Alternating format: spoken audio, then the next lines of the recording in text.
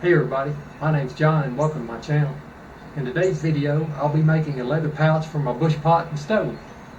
The pouch will have a round bottom and I'll have a leather drawstring at the top through grommets. Stay with me, we'll get started. I'm using an oil tan leather and it's designed perfectly for what I want to use it for. It's an outdoor type leather that you can get wet, put it on the ground, and that's what I'll be doing with this bush pot. I'll be out in the woods camping. And this is perfect for the application that I want to use it for. Now I've already pre-cut my leather. It comes in a big roll like this. This is called Kodiak oil tan leather. And I got this at Tandy Leather Factory. I'm going to start with the bottom. And I just use a regular compass to make a round bottom. And it's going to be all the way across. I've already estimated it to be about 8 1/4 inches. So I want like a 4 1/8 inch radius, but I've got a circle scribed and I'm just going to take these leather shears now and I'm going to cut it out.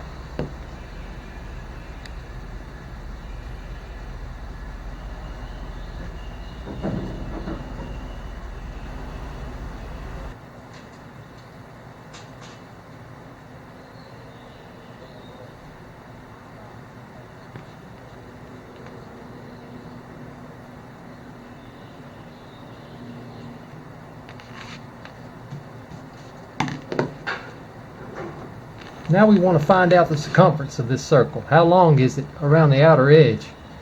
And there's a formula in geometry that'll give that to us. Let me reposition the camera and I'll get it set up where you can see the formula and we can easily calculate how long it is around the circumference of this circle so we can rough out our leather for the side. The circumference of a circle is found by taking 2 times pi times the radius, which is also the same as pi times the diameter. And for pi, we're going to use an approximation of 3.14. And as I said earlier, the diameter of this project is 8 1/4 inches. So the circumference is going to be equal to 3.14 times 8.25.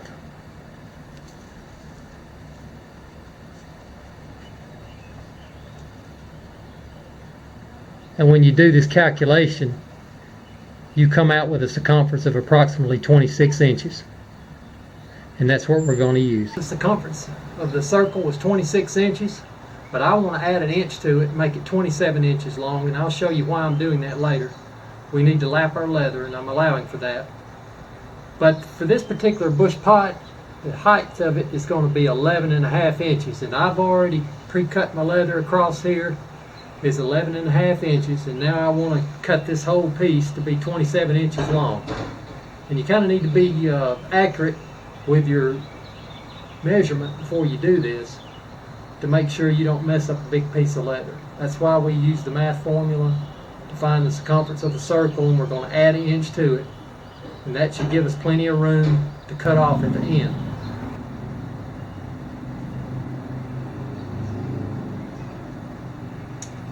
I'm using a rotary cutter to cut this leather. Straight blade doesn't work too good on soft leather. I suggest you use a rotary cutter.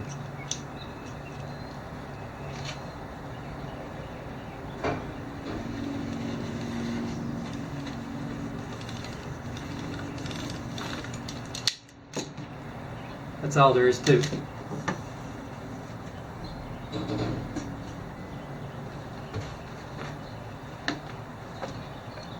Okay, we got our leather cut out, roughed out at 27 inches, and we have our bottom.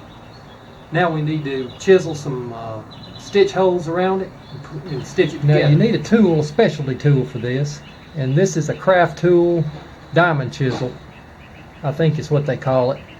And I'm going to use it to punch holes all the way around, and I'm going to come in, maybe, I'm just guessing here, it's just an estimate, but I'm going to guess that's about 1/8 of an inch to 3/16, and I'm going to come inside like this, and I'm going to chisel holes all the way around it, and I'll do the same for my sides, and then I'll be able to stitch them together. Now what I do is I don't chisel on my cutting board. I put a piece of scrap leather under it, and I just go around the outside, and I'll just start them here and chisel them in.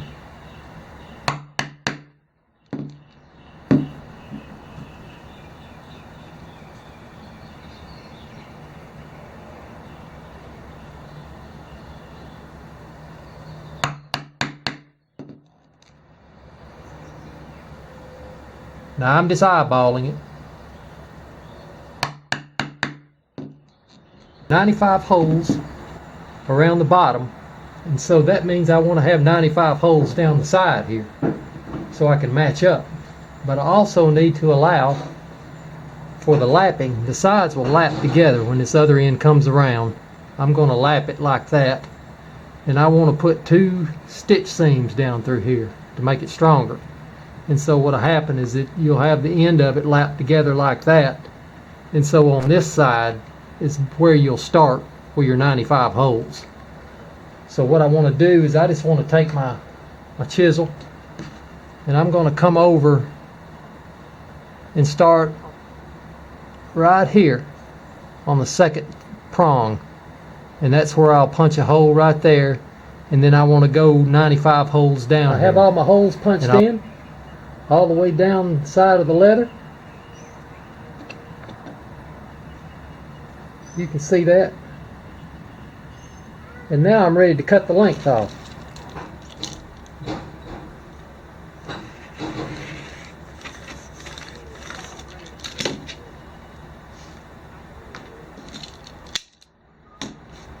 That should do it. And all I need to do now is chisel a line of holes all the way down both ends of it. I'm going to go all the way up and down through here. And I'm going to do it on both ends. And these are the 2 ends that will connect together. And I'll go ahead and do that now, just like I did the other ones. I'll just put my piece of scrap leather under there, and I'm just eyeballing it. Come in about maybe 3/16 of an inch. I'll go ahead and chisel this all the way up.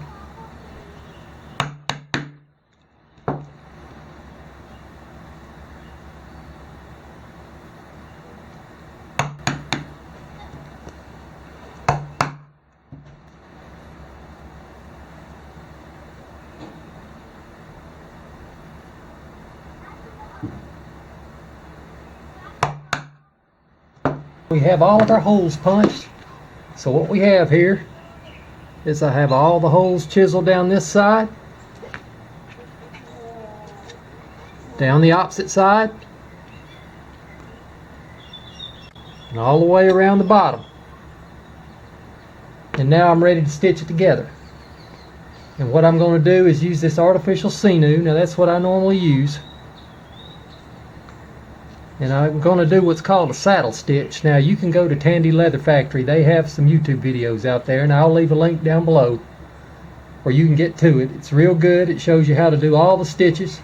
You might not be able to see it that well in my video, but if you go to their site, you'll be able to see how to do all different types of stitches. I'm going to be doing what's called a saddle stitch. And it's real easy to do. It takes 2 needles. Now these needles have blunt ends on them. They're not sharp. And then I'm just going to thread it with this artificial sinew. Now to get how much thread I need to pull out, it's usually 3 times the length of the project. So I want to stitch the bottom together first. I'm going to put the bottom on. And it's the long side. So I just take my sinew out here and I just pull it across here, and that's 1.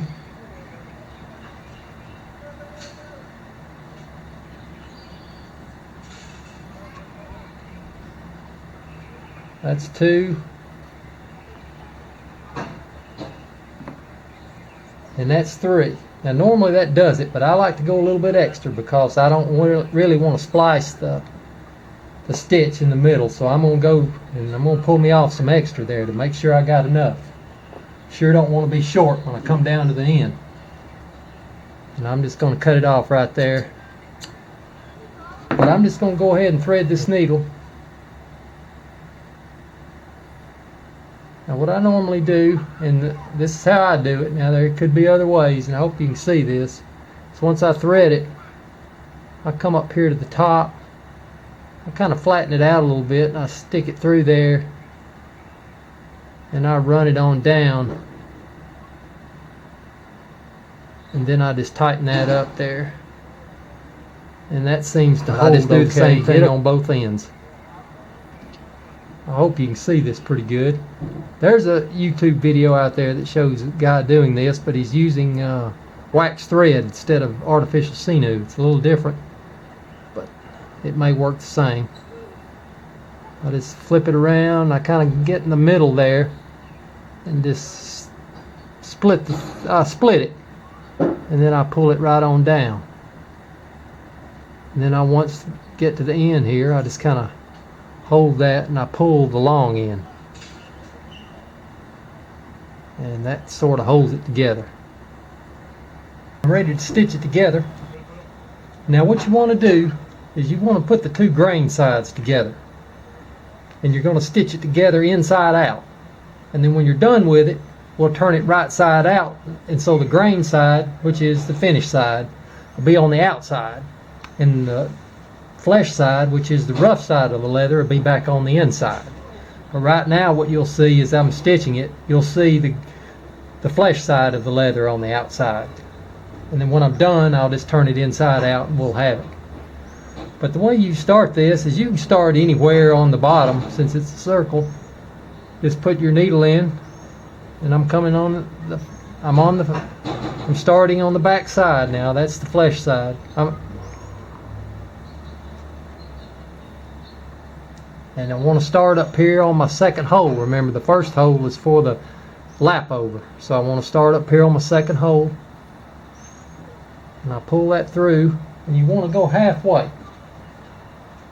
You want to go right in the middle, so you just take your two ends and I pull it together. I don't know if you got to see all that or not, but it's about halfway through it.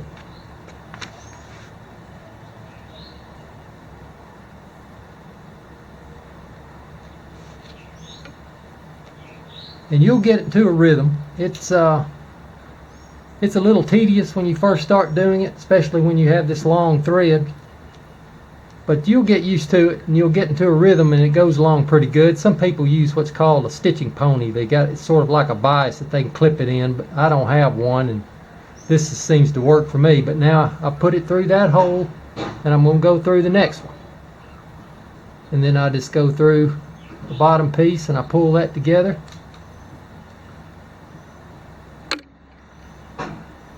And I don't know, this is how I do it. I leave a little gap there.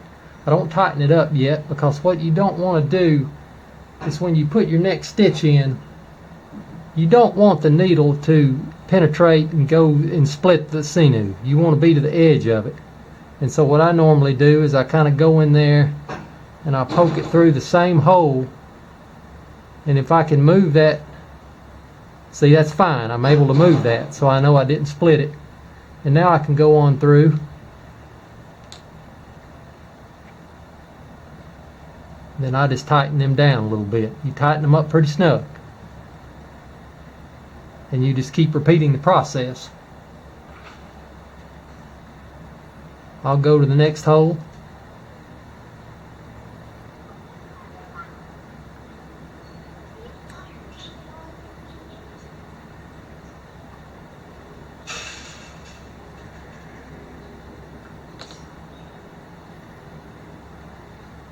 Leave a little, I don't pull it tight yet.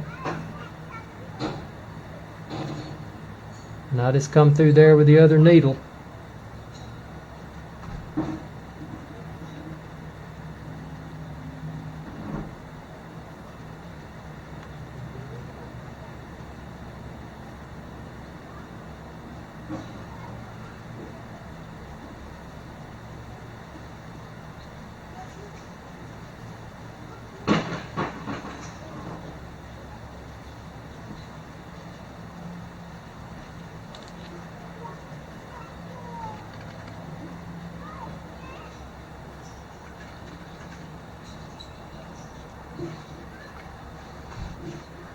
And so there's 2 stitches. And all you do is keep repeating that same process, and you just follow it on around until you come to the end. And once you get the 2 sides together like that, you kind of pull it a little snug. Don't let it get loose on you.